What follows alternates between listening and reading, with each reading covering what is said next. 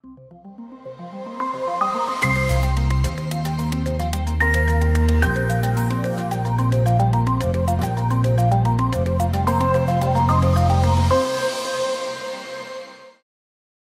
алейкум, урматтуу көрүүчүлөр жана угармандар. Жаратканга көптөгөн макталууларды айтабыз. Сиздер менен дагы ушинтип көрүшүүнү насип кылган пайгамбарыбызга салам салаваттарды айтабыз. Бүгүн күнгө ишемби, адаттагыдай эле эфирде дарыгерден кеңеш берүүсү. Элибизде сөз бар, айтылган. Жумшактан ич, катуудан тиш оорубасын деп коет. Бүгүнкү берүүбүздүн темасы тиш оорулары боюнча болот. Коногубуз White клиникасынын кызматкери, тиш дарыгер Медер Мааматов мырза. Ассаламу алейкум, кош келиңиз. Ассаламу алейкум кыргыз элим. Кутман кеч. Келип калдык. Суроолор болсо биз дайыма ачыкпыз. Каалаган суроолоруңузду ушу эфир убагында берсеңиздер болот. Биздин эфирибиз да иштеп атат. Эфирге кирип деле сурасаңыздар болот. Рахмат Медер мырза, чакыруубузду кабыл алып, убакыт бөлүп келип бергениңизге. Сизге алгачкы суроо: канча жылдан бери ушул кесипти аркалап келатасыз, эмгектенип ушул тармакта? Эми сиздерге да рахмат, ушинтип чакырып келгениңиздерге. Биз дайыма эле кызматтабыз, элге кызматка дайыма дайынбыз. Мен эмгек жолум 2013 жылдан бери иштеп келатам. Тагыраак айтсам 2013 жыл 25 октябрдан баштап официалдуу түрдө врач-стоматолог, тиш дарыгери болуп эмгектенип келебиз. 2000 канча жыл? 2013 жылдан бери. Бир жыл болуп калыптыр. 8 жылдын жүзү болуп калды окшойт. Окуу жайын бүткөндөн кийин иштеп баштагансыз. Окуу жайды бүткөндөн кийин 1 жылдай үйрөнүп жүрдүк. Анан кийин иштеп баштадык. 1 жыл стаж кетти да, ошондон кийин анан иштеп баштадык. Урматтуу көрүүчүлөр жана угармандар, бизге ушу темабызга байланыштуу суроолоруңуздар болсо берсеңиздер болот. Жооп бергенге аракет кылабыз. Суроону 078 104 160 номерине WhatsApp аркылуу жиберсеңиздер болот. Кийинки суроо Медер мырза, тиш оорулары көп кезиккен кайсылар? Эми көп кезиккен бул аябай эле мындай тема, аябай обширный деп койсок болот да, аябай чоң талкуулачу тема. Бирок негизгиси баягы бизде кесип боюнча айтылганда пульпит деген ооруга көп чалдыгып келишет. Пульпит деген бул баягы кариестин өнөкөт оорусу, осложнениясы болуп саналат да. Жөнөкөй курттан баштап ошол баягы кариестин өтүшүп кеткен оорусу менен көп кездешет да, аны пульпит деп коебуз. Же болбосо эл арасында айтылып коет, баягы нервим ачылып калыптыр деген деп кептерден да укса болот да, ошону көп айтып калышат. Нерв ачылып, ошолор аябай көп келет да. Айырмасы жок, бул жаш куракка карабайт. Негизгиси бул жаш балдарда аябай течение болезни көп кезигип, аябай тынчтыкты алган оору болуп саналат да, ошо көп кездешет биздин жумушта. Дагы андан сырткары балдардыкы көп айтып кеттим, андан сырткары чоңдордуку баягы аба ырайы өзгөргөндө же болбосо баягындай грипптин сезонунда периодонтит деген оорулар болот, баягы шишип кеткендер бар, тишим тийип алганда ооруп атат деп шишип кеткен. Ошол эң негизгиси эки диагноз менен аябай көп кайрылышат бизге элдер. Эң негизгилер ушулар. Эң негизгилери ушулар. Эми кантип кам көрөбүз ушул оорулар менен тишибиз ооруп калбаш үчүн? Эң негизгиси бул баягы ооруну даралагандан көрө аны профилактика алып алдын алса туура болот да. Ал үчүн бизге эң мындай негизги этаптарды айтып койсом, бул албетте биринчиден гигиенасы, ооз гигиенасы. Баягы ар бир тамактангандан кийин өз убагында тишти тазалап туруубуз керек. Экинчиси баягы эле стоматолог, баягы тиш дарыгерге кайрылып туруш керек. Жок дегенде баягы 1 жылда 1-2 жолу барып оорубаса деле жөн текшерүүдөн өтүп турган. Анткени азыр тиш дарыгерлер аябай көп. Ар кайсы жерге барсак деле баягы консультация алып, эмне болуп атат, эмне болгон жок деп ошентип өзүбүздүн ден соолугу өзү. Андан сырткары бул баягы тишибиз мындай өзүбүз көрүп биле албайбыз. Күзгүдөн көрсөк дагы баягы маңдайкыларын көрсөк азууларында эмне болуп атканын көбүнчө билбей калабыз. Ошон үчүн албетте адиске кайрылыш керек. Тиш дарыгерине барып көрүнүп турсак, анан ошол кошумчалай кетчү ар кандай баягы витаминдерди колдонсо болот. Бул деген тиштин кариес басуусу, бул негизги эле баягы тиш, бул адамдын ден соолугунун эмеси да. Кариестин пайда болуучу түрлөрүн баштасак, ал биринчиден баягы тамак аш такалып же өз убагында тазаланбай калса, ошол жерде баягы тамак аштар чогулуп атып, баягы тиштин эмалына бузулушуна алып келет.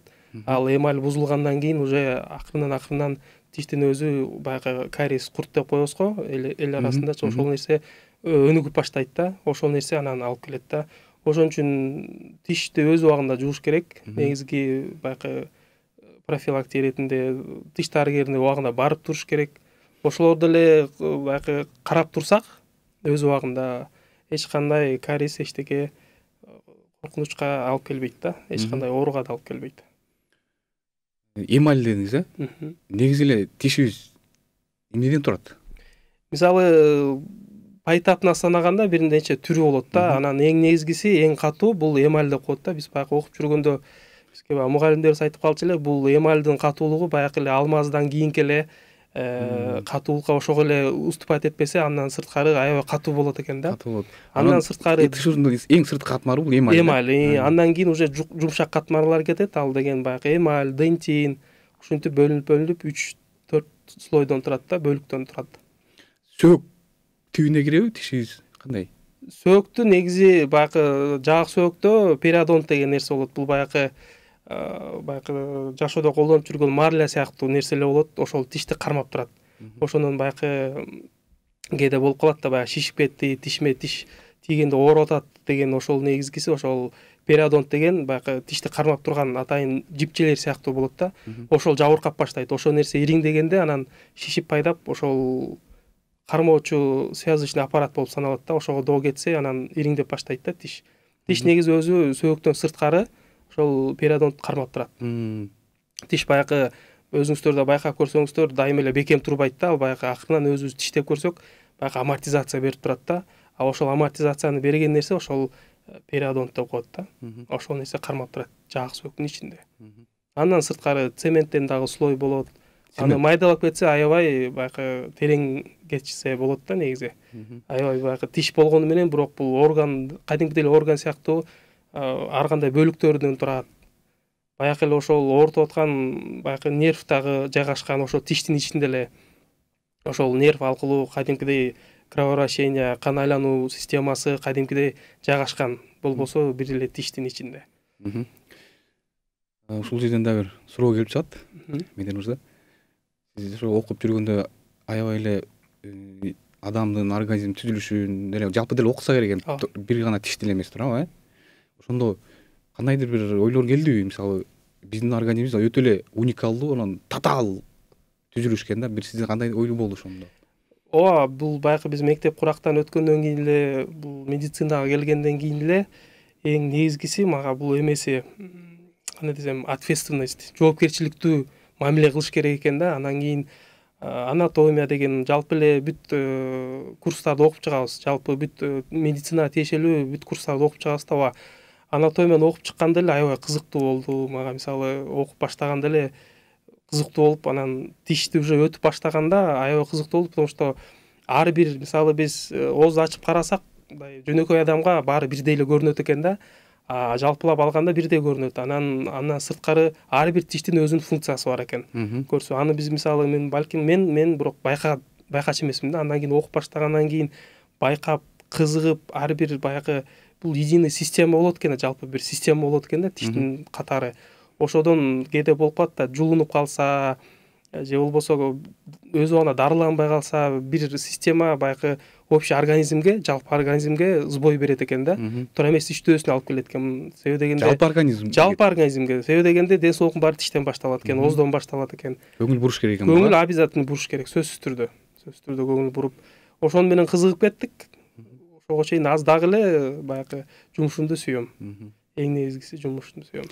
Мен билгим келгени, Медер мырза, коомчулугубузда негизи эле жашоодо ар кандай көз караштагы адамдар бар, туурабы?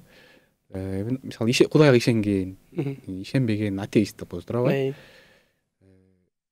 Алардын көз карашы боюнча, мисалы, адам бир клеткадан жаралып, анан өөрчүп, ушундай акылга келип калдык деген көз караштагылар бар да. Бар. Туурабы?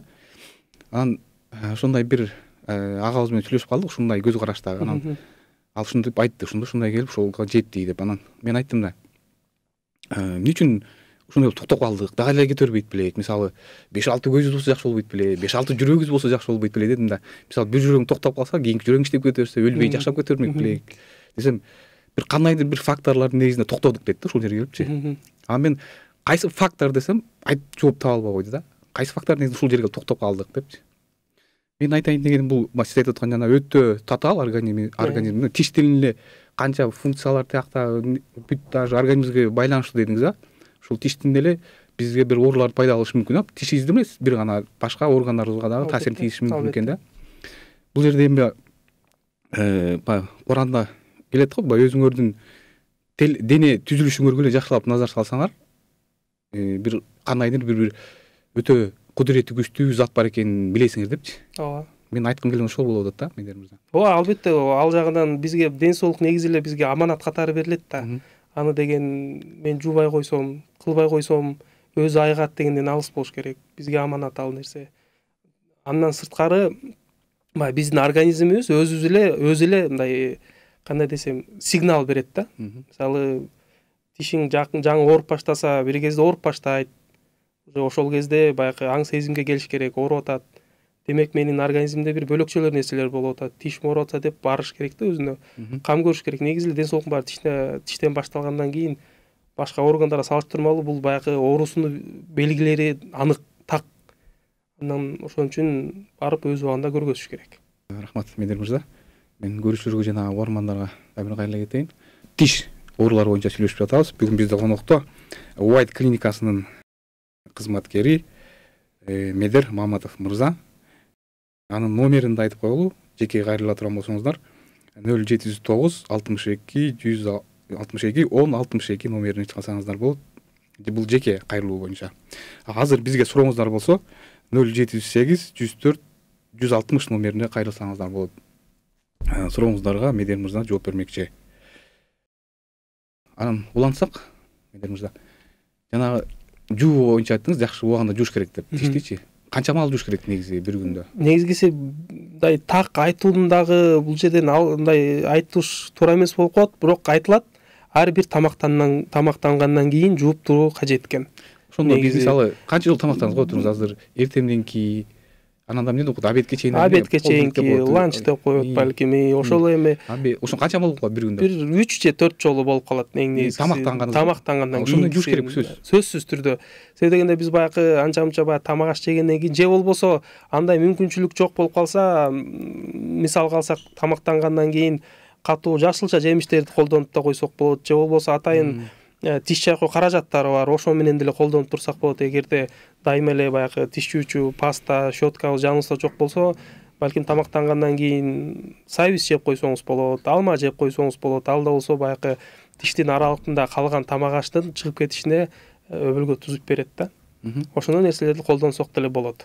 Сөзсүз түрдө жаныбызда 24 саат бою пастаны болбой калышы да мүмкүн да. Ошон үчүн. Менде бир угуп калганым бар эле. Өтө көп жууганда дагы эмальга, тиш эмалине зыян тийип калат депчи. Ал жагы да бар. Анан бирден бир себеп баягы тиш щетканы туура тандоо билиш керек. Өтө катуу эмес. Өтө катуу эмес, өтө жумшак эмес. Мисалы щетканын эле бир 3-4 түрү болот да. Аны деген ошол баягы дарыгердин көзөмөлүндө ошонун баягы советинин аркылуу колдонуш керек да. Себеп дегенде кээ биркилерге болуп калат, жумшак щеткага туура келип калат. Себеп дегенде баягы дёсналар деп коет, ошолор аябай баягы канайт турган бир ооруга чалдыккан немеге албетте катуу щетканы колдонгого болбой калат да. Ошон үчүн колдонуудан астын дарыгерден кеңеш алып анан кийин колдонуш керек.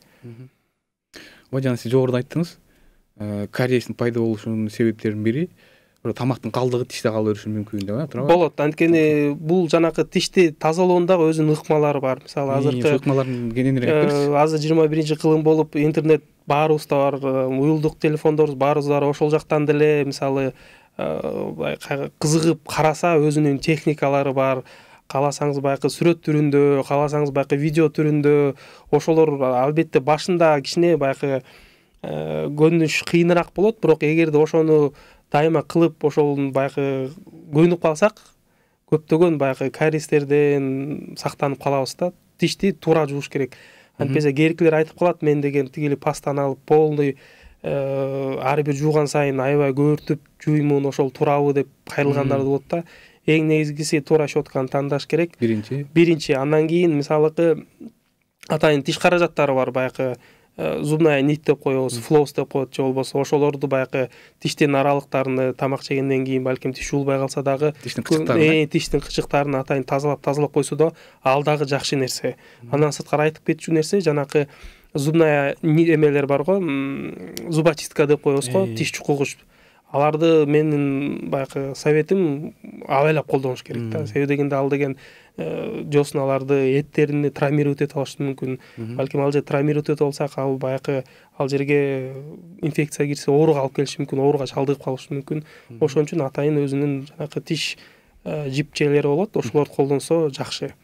Бул да болсо баягы бир кариестин алдын алуунун бир түрү болуп калат да. Жана тамактануучу жайларда турат го ошо жанагы. Ошолорду колдонсок дагы этияттык менен колдонуш керек. Колдонбой болгон жакшыраак. Жакшыраак албетте, ошону колдонуу. Бирок ошо тамак жегенде сөзсүз маяктарда туруп калат да кычыктары. Андан кийин колдонгого туура келет, бирок этиятташ керек. Этияттык менен. Антпесе бизде деле баягы анча-мынча окуялар болуп калат, ошентип ооруп келишет, баягы сурап келсең же болбосо айтпай коюшат, бирок тазалап келгенде баягы ошол зубочистканын калдыктары калып калган болот да. Ошон үчүн мындай абайлап колдонуш керек, колдонгон күндө. Бирок колдонбогонуңуз негизи жакшы. Жакшысы ошол. Жууганда канча убакыт жууш керек? 2 мүнөт, 3 мүнөт? 2 мүнөт, 3 мүнөттүн тегерегинде жуулчу процесс да, негизи тиш жуу процесси. Жана эле айтып кеткен башындагы техниканы колдонуп баштасак, ошол мөөнөтү ошого туура эле келип калат да. 2-3 мүнөттүн тегереги кетет да. Кылдаттык менен жууш керек ошон үчүн. Бизге келген суроолор бар экен. Ассаламу алейкум. Ва алейкум ассалам. Менин тишим нерв ачылгандан кийин пломба коюлбай калган. Ичине эт өсүп кетти. Операциясыз алса болобу же сөзсүз кесиш керекпи дейт. Так, алейкум салам. Бул деген эгерде тиштин баягы өзүнөн эт өсүп баштаса, бул баягы эч операциясыз эле өтөт. Атайын кааласаңыз укол менен дарыласа болот. Аны уколдон корком деген болуп калса, анда атайын дары-дармектер бар. Ошол тиштин үстүнө эле коюлуп, сыртынан убактылуу пломба менен койгондо жанакы эттин баарыны кургатып, чүрүп жеңилирээк болот да. Андан коркпоонун кереги жок. Андан дагы бир айтып кетчү нерсе, андай эт өсүп атса, сиз эртерээк кайрылыңыз. Себеби дегенде ал эт жүрө берип, баягы тамырдын астына инфекция кетиши мүмкүн. Анан баягы көбүрөөк убакыт дарылап калганга алып келиши мүмкүн да. Ушул убакта дарылатып койсоңуз жеңилирээк бүтөт. Дагы кийинки суроо экен. Аялдар төрөгөндөн кийин тиш сынып кала берет экен. Тиш бекем болуш үчүн эмне кылыш керек? Ооба, ошол суроону дагы көп берип калышат. Негизи аялдарды баягы төрөгөндөн кийин негизи эле организм стресс алат. Аял кишинин төрөгөндөн кийин болгон баягы биздин тишти бекем кармап туручу заттардын бири болуп кариес эме болуп фосфор эсептелет, же болбосо кальций. Ошолор организмден балага өткөндүктөн тиш борпоң болуп, жумшак болуп, баягы түшүп калышына да алып келет. Ошон үчүн төрөгөндөн кийин, төрөткө чейин атайын баягы гинеколог дарыгерлери витаминдер жазып берет. Анан өз каалоосу менен ичкенге болбойт. Бул кальций деген нерселерди өзү каалоонуп ичкенге болбойт. Себеби дегенде эгерде кальций организмде жетиштүү болуп калса, анын үстүнө дагы кальций ичсе, бул өтө зыян нерсеге алып келиши мүмкүн да. Ошон үчүн сөзсүз түрдө баягы гинеколог менен кеңешип туруп, анан кийин кальцийлерди ичсе, негизи пайда болуп турат. Андан сырткары, эгерде тиш бошоп атса, анда албетте кайрылыш керек. Тиш адисине кайрылыш керек. Кийинки сурообуз, Медер мырза, кичинекей балдарга байланыштуу. Канча жаштан баштап тишин жуудура башташ керек?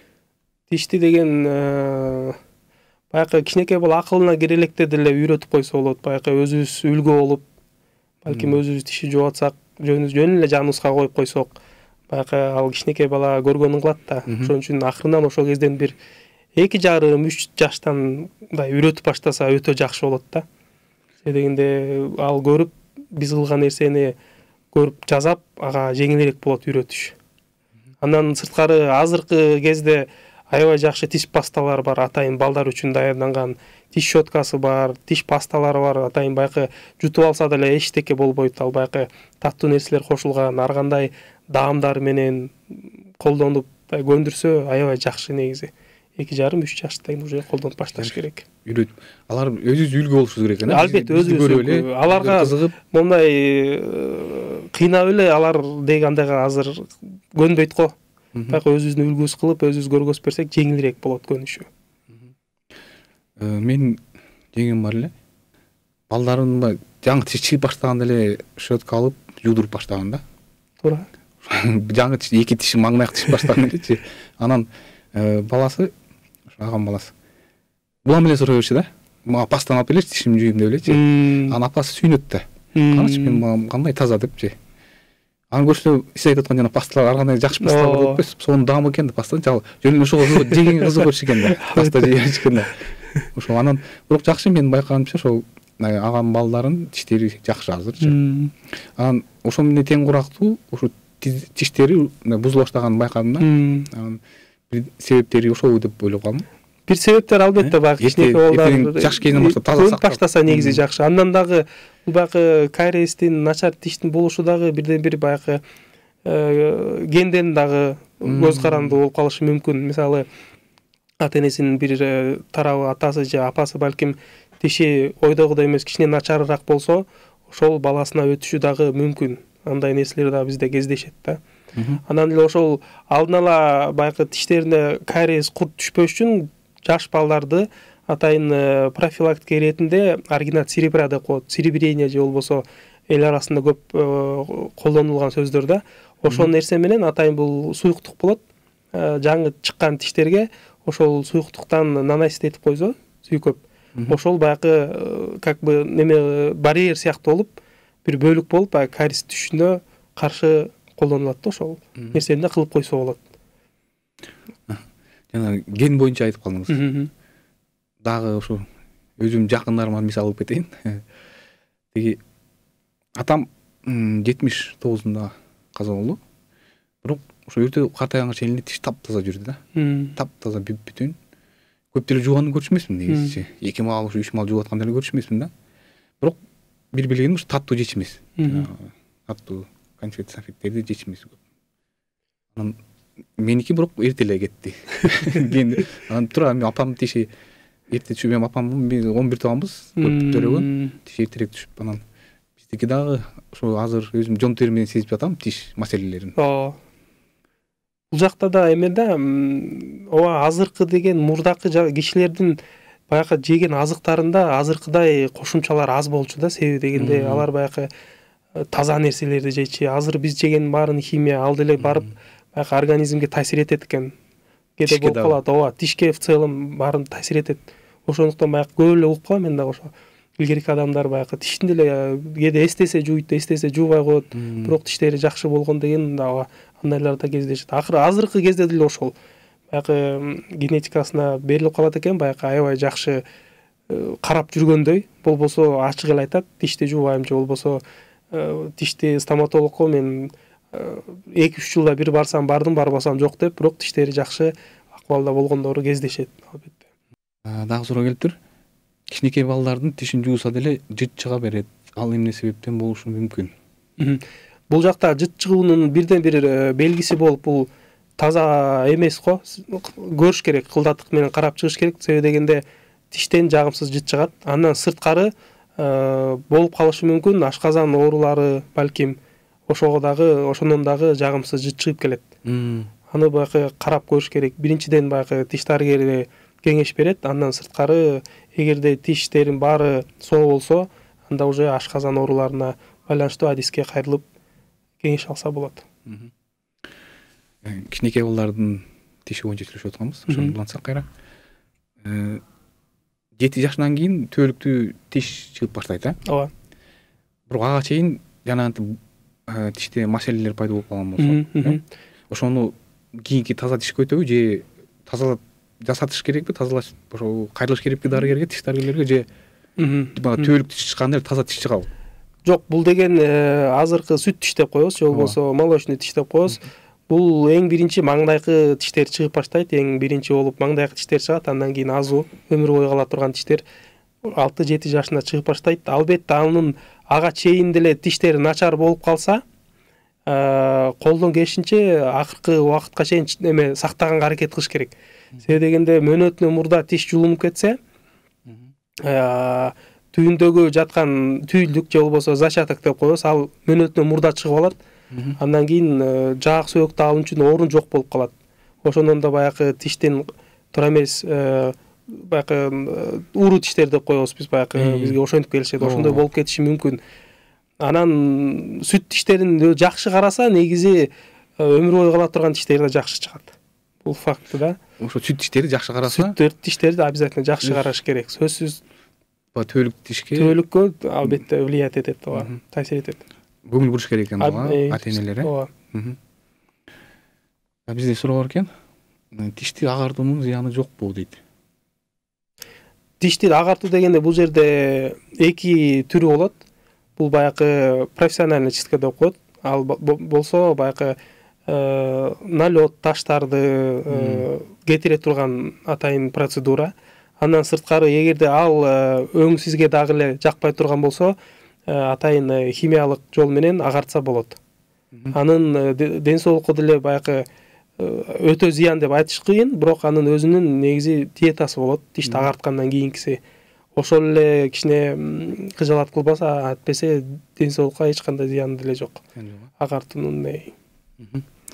Жана сиз айттыңыз, баягы мурунку илгерки чоң аталарыбыз, элерибиз тамактары жакшы болчу тамактанган деп туурабы? Тамактын дагы жеген тамагыбыздын дагы түздөн түз таасири бар экен, тишибизге. Ошол кайсы тамактарды жебешибиз керек азыр? Азыр эми ошол эле жанакы кичинекей балдарга кайрылып кетсек, биз баягы ата-энелер көбүнчө чипсы, кириешки, андан кийин таттууду аябай көп беребиз да. Мисалы, илгерки адамдардан сурасаң, ал кездеги, азыркы кездегидей мурда таттуулардын түрү аз болчу.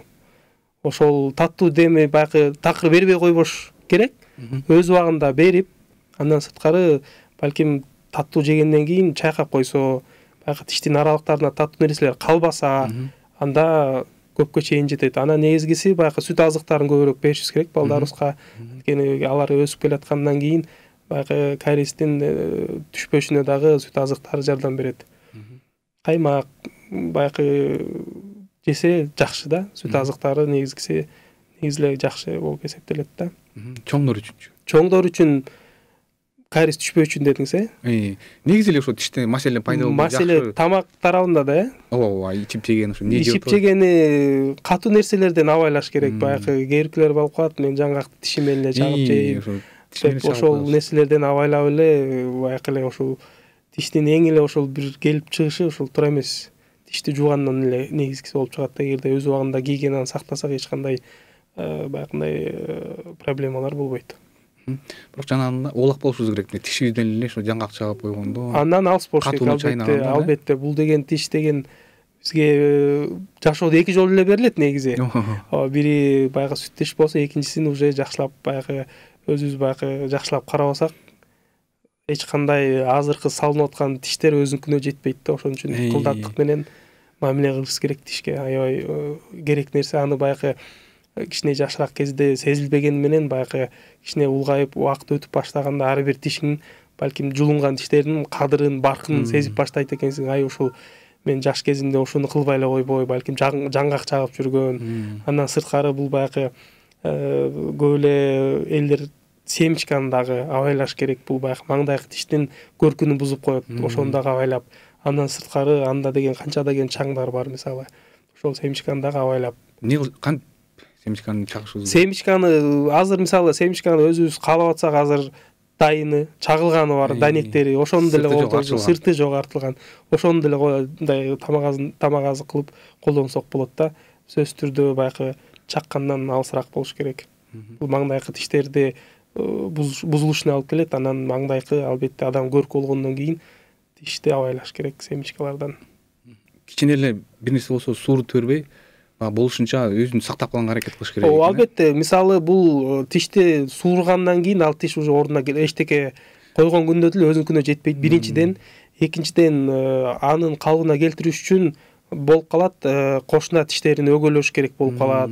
Анын дагы бир тиштин айыбынан ал жерге 2 тишти өгөлөп 3 тиш кылып салыш керек. Биринчиден бул баягы ден соолукка зыян, экинчиден капчыгыбызга оорураак келип калышы мүмкүн. Себеби дегенде бир тиш чулдуруп 3 тиш салганда деле чөндөккө капчыкка жакшы эле күч келип калышы мүмкүн.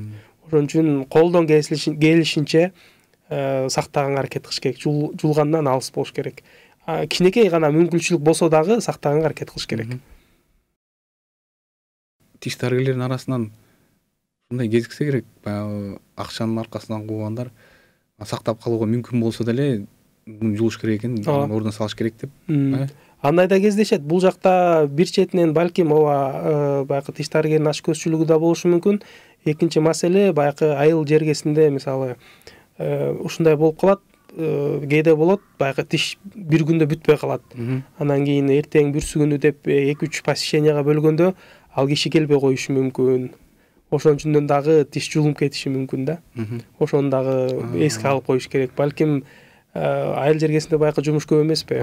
Бүгүн мисалы же болбосо аябай алыска райондон болсо, бале баягы транспорт маселеси начар болгондон кийин баягы өз убагында дарыгер белгилеген учурда келиш керек экен. Албетте, ошо өз убагында келип берсе эле көп баледен алыс болот. Ошо убагында келбей калса, убагында келбей калса анча мынча дарылар бизде мисалы туура келип калат. Тиги бизде коюлчу анча мынча дарылар эгерде мөөнөтүнөн мурда көбүрөөк жүрүп койсо, ал баягы тишти ириңдетип ийиши мүмкүн. Ошондой дармектер да бар. Ошон үчүн баягы дарыгердин эмесин угуш керек, өз убагында келиш керек. Дарылатам. Бизде суроо бар экен.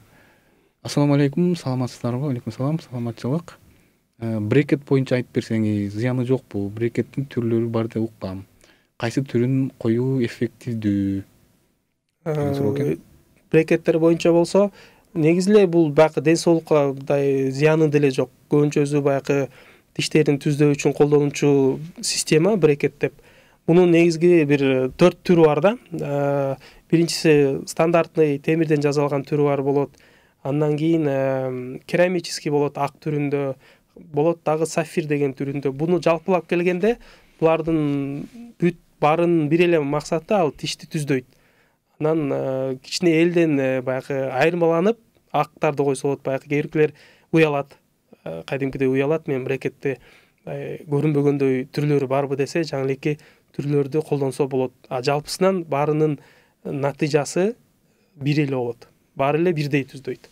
Болгондо эле баягы косметический же болбосо эстетический түрү эле айырмасы болбосо, баары бирдей эле түздөйт.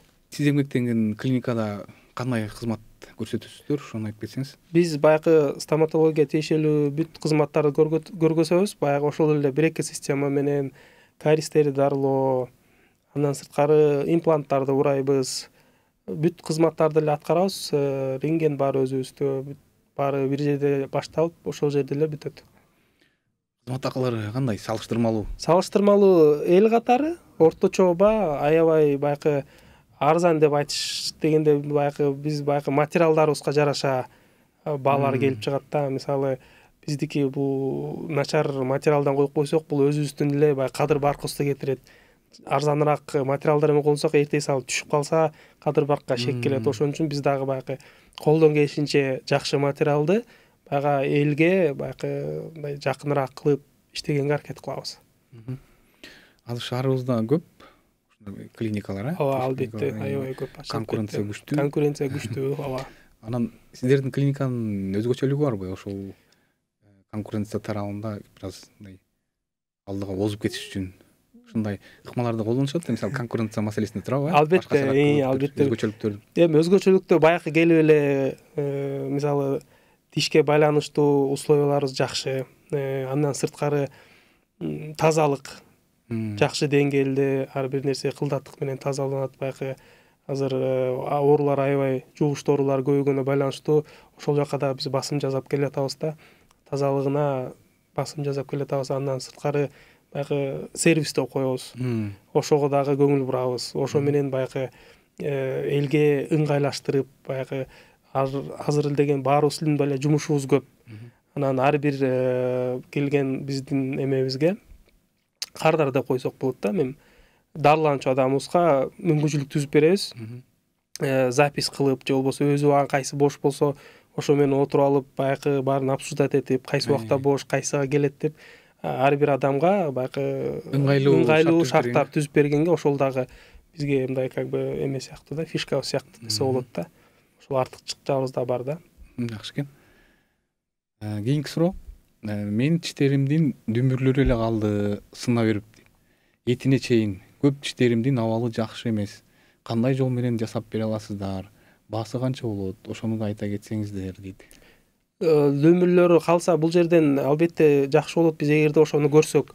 Себеби дегенде эгерде дүмүрлөрү жакшы болуп баягы сактоого мүмкүнчүлүк бар болуп калса, албетте сактап бере алабыз да.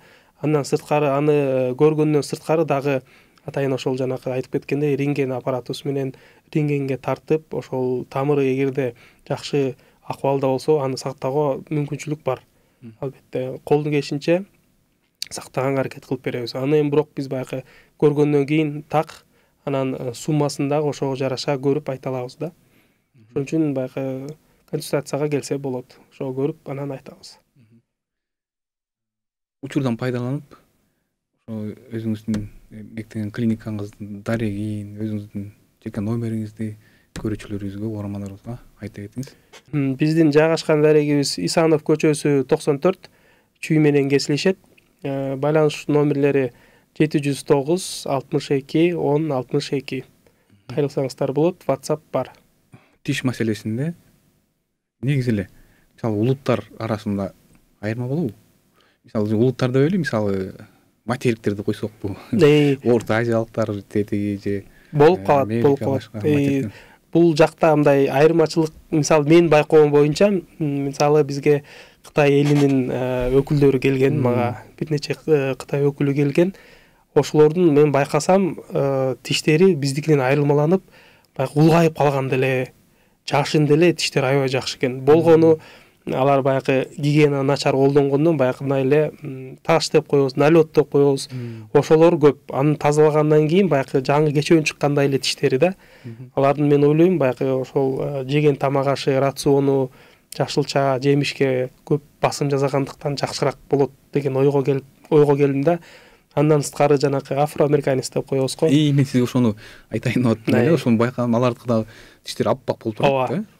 Бул деген эме экен да, мен да ошо кызыктуу болгон, окуп жүргөндө деле кызыктуу болуп, мугалимдерден сурасак, алар деген айтат, булардын негизи эле баягы сөөгү ак болот экен, состав боюнча. Биздики эле баягы караганда агыраак болгондуктан, ошон үчүн бизге дагы аябай ак көрүнөт экен. Андан сырткары баягы кара тоор киши болгондон кийин анын фонунда аябай ак болуп көрүнүп, аябай жакшы көрүнүп калат экен да. Негизгиси ошол экен, баягы сөөктүн структурасы экен да, ошо негизи строениясы ошондой болуп саналат экен да. Негизи баягы тиш илиминде айтып калат. Негизи баягы ак тиш деп биз баягы тиштин эталону деп эсептейбиз да. Ак тиш болсо ал аябай сонун, аябай баягы эч кандай ооруга чалдыккан эмес деп эсептесек, бирок негизи саргыч тиштер салыштырмалуу бааланат экен дагы. Алар баягы структурасы дагы бекемирээк болот экен салыштырмалуу ак тиштерге. Себеби аларда ошентип эталону болот экен да, тиштин дагы. Себеби дегенде бүт эле баягы жарнактарда көрүп калабыз да, аябай жаркыратып тиштери көргөзгөн, асынан келип негизи түбү сарыраак тиштер жакшыраак болуп саналат экен да. Негизи эле ал тиги африкалыктар эле эмес, жалпы алганда ушундай. Ошондой экен, жалпысынан ошондой экен. Ошондо африкалык улуттардын териси кара болгону менен сөөктөрү ак болот. Сөөктөрү ак болот экен. Өзгөчөлөнүп турат да. Өзгөчөлөнүп турат. Албетте баягы маек куруп калсаң деле, күлсө эле бүт ошо тиш эле көрүнүп калат. Тишин карап эле сүйлөп каласың. Айрыкча биз баягы стоматолог болгондон адам сүйлөгөндө эле ооба тишин карап каалабайм десең да баягы неме деп коет, профессиональный болезнь деп коет, деп коет ошону. Ошол сыяктуу эле баягы көзгө тиштери сразу учурайт экен бизге. Дагы суроо бар экен. Жарты тиштерди жамап коесуздарбы же алар suurулабы? Жок, жарты тиш жаңы эле айтып кеткендей, бизге жарты тиш деген күндө дагы баягы дүмүрлөрүн сактап аткандан кийин жарты тиш болсо албетте атайын баягы реставрация кылып, өстүрүп, пломба менен билинбей өстүрүп койсо болот. Өз убагында бирок кайрылыңыз да, анткени ал менен жүрө берсеңиз жакшы болбой калат, жулунуп да кетиши мүмкүн. Ошон үчүн болот, албетте болот, өстүрүп койсо. Тиштерибизге кам көрүүдө эң негизги нерсе бул убагында жууп тур дедиңиз, Албетте. Эми ошону кайсы пасталар менен жуусак жакшы болот? Эң жакшы болот. Азыр анткени ар кандай бир эле паста эмес. Барга тамак аштабы ушундай колдонгон нерселерди ар жактан ар кандай нерсе келип атат. Курамында эмне бар экенин эле маани бербейбиз да. Албетте. Негизи эле бул баягы азыр деген аябай пастанын түрлөрү көп. Ага мен кошулам, аябай түрлөрү көп, бирок негизинен жалпысынан бул баягы эки эле түргө бөлүнөт да негизи. Баягы тиш агартуучу паста болуп бөлүнөт. Анан кийин баягы противовоспалительный, то есть тиштин агартуу, анан кийин анын тегерек четиндеги десналарга, эттерге жардам берүүчү каражаттын составы экөө эле болот да. Баягы на основе трав деп коет, лесной бальзам деген сыяктуу. Бирок бул жерден ар кайсы пастанын ар кандай мындай эмелери, өзгөчөлүктөрү бар. Бул жерден анан бирден бир себеби бул жерден туура жуулуп ошого эле барып такалат да негизи. Анткени ар бир пастанын баягы составын окуп чыксаң окшош эле. Болгон эки түргө эле бөлүнөт да. Бирөөсү агартат, бирөөсү агартат, бирөөсү болбосо жанакы жанына жайгашкан эттерге пайдалуу, жанакындай шалфей, ромашка кошулган балким составында боруп калат. Ошону менен да тишти жууса, баягы эттери, мүлктөрү ооруп аткан болсо ошого айыгуусуна жардам берет да. Негизинен эки эле түрү болот, бирок ошол эки түрүнүн ичинде сан жеткис түргө бөлүнүп кеткен да негизи. Ар кайсы баягы производитель, чыгаруучу компаниялар ар кандай кылып, ар кандай түрлөрүн чыгарткан, бирок негизи эки эле түргө бөлүнөт. Кайсы бир пастаны, тиш пастасын өзгөчө белгилеп айтпайсыз. Да, ал деген баягы ар ким өзүнүн чөнтөгүнө жараша, каалоосуна жараша, сөйдөгөндө составына карасаң, кээдикилер аябай отбейлүү ишти колдонгусу келет. Мисалы, андан кийин балким бирөөнүн баягы мүлктөрү ооруйт. Ага деген жанагы агартуучу пастан колдонсо туура эмес болуп калат. Ошон үчүн бул жерден кеңеш алып, же болбосо курамын окуп чыкса, өзүнө эме болот да, жакшы болот. Курамын окуп чыгыш керек сөзсүз түрдө. Сиздин кабарыңыз бар болуш керек. Мисвак деген нерсе бар. Мисвак деген анан пайдаланып жүрөбүз. Анан мен деле такай пайдалангандардын натыйжасын көрдүм да, өзүмдүн тааныштарыманчы. Жакшы натыйжасын көрдүм. Анан илгери мусулмандар менен капырлар согуштары учурунда мусулмандар вообще жеңилген эмес экен да, таптакырчы. Армиянын саны аз, бирок душмандардын саны көп, бул жеңишке жетип туруш экен дайыма. Анан карашат, эмне бул, себеби эмнеде? Жеңишке эле жетип келатышат. Анан орозо учурун экен, ошондо алыстан чалгынчыларды жиберет го да, согуштар. Ошол карман айтып келиптир да. Алар күндүз бир жыгачтарды эле соруп жүрүшөт экен депчи. Кичинекей жыгачтарды эле соруп жүрүшөт депчи. Бул деген мисвак экен да. Ошондун мисвак боюнча кабарыңыз барбы, анын пайдаларын? Албетте, бул мисвак деген баягы динде айтылып келгендей эле канча бир 70 ооруга шифасы бар дейт. Албетте аны колдонуш керек. Андан сырткары бул баягы мындай кошумчалай турчу нерсе да, муну обязательно колдонуш керек. Себеби дегенде бирок болуп калат, аны кылдаттык менен колдонуш керек. Себеби дегенде маңдайкы сыяктуу эле кылдаттык, албетте, абайлап. Маңдайкы тиштерди мисалы жакшы колго удобный го мисалы. Анан кээде болуп калат, азу тиштерине жакшы жетпей калат. Ошон үчүн маңдайкы тиштериңизди мисвак менен кандай кылып жуусаңыз, азу тиштерди да ошондой кылып кылдаттык менен жакшылап көңүл буруп жууса, албетте пайдасы аябай көп. Мисалы колдонгондон кийин баягы тиш жууган сыяктуу эле, мисалы биз деле колдонуп калдык да. Тишти жууган сыяктуу эле баягы свежесть пайда болуп калат да. Албетте колдонуш керек. Мен деле колдоном, бирок негизи колдонсо болот. Эч эмеси жок, зыяны жок. Кийинки суроо. Ассаламу алейкум. 1 жаш 7 ай баланын оозунан эмне үчүн жаман чыгышы мүмкүн? Тишин жууш керекпи? Анан кандай паста сунуштайсыз? 1 жаш 7 айдан ал жерде тиштен деле байланышы болуп калышы мүмкүн эмес го. Себеби дегенде эң биринчи тиштер 7-8 айында чыкса, болгону ал убакта бир 4кө жакын эле тиши болот. 1 жаш 7 ай дейт. Андан ашказан оорулар болушу мүмкүн. Себеби дегенде алар жаңы тиш чыгып атса, ал кариес болуш деле баягы неме да. Тиштен жыт чыгыш деле толук кошула албайм го. Себеби дегенде тиштен болушу мүмкүн эмес ал. жаңы эле чыгып атса, ал жерде кариес жок болсо, бирден бир себеп ошо тиштен чыккан жыт кариестен чыгат да. Тишке бул байланыштуу эмес болуп калат го. 1 жаш 7 айда тиш толук чыгып бүтө элек болушу мүмкүн. Жок, толук чыгып ооба кээде болуп калат. Мисалы, китеп боюнча карасак 7-8 ай дейт бул маңдайкы чыгып баштайт. Чыгып баштайт. Качан бүтөт толук? 32 тишпи bizde? Бизде жок, сүт тиштеринде 20-28 тиш болот. Канча жашта толук бүтөт чыгып сүт тиш? Сүт тиштери где-то бул дагы бир кээде болуп калат, где-то 3,5 жашка чейин чыгат. 4,5 толук бүтөт. 20 тиш болот, мен жаңылышып атам. 20 тиш болот. 20 тиш болот. Сүт тиш 20 болот ооба. Дагы бир суроо.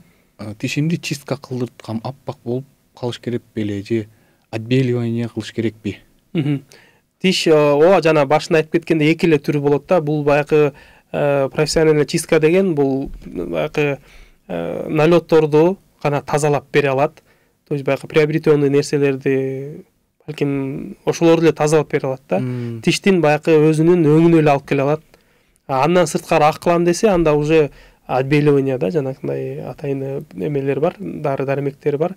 Ошону сүйкөп, атайын ультрафиолетовый излучение бар. Ошону менен кактаганда тиштин эмелери, жана мен айтып аткандай дентинный канализация деп коет. Дентин бөлүп чыгарып, тиштин агартуусуна алып келет да.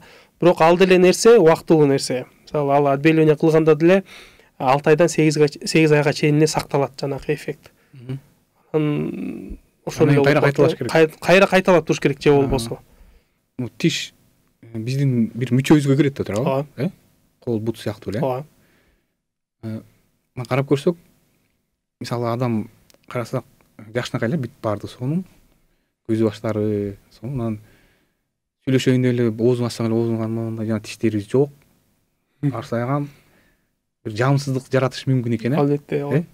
Сөз көңүл бурушубуз керек. Көңүл буруш керек да, албетте, баягы көрктүн баары эле тиште да. Тиште адам баягы сүйлөшүп баштаганда эле тишке байкалат. Анан кээде айтып коет го, баягы келбетинен карап туруп эле айтып коет, сүйлөйт.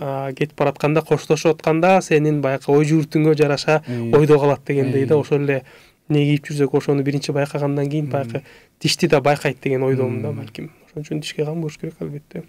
Тиш көркү адамдын.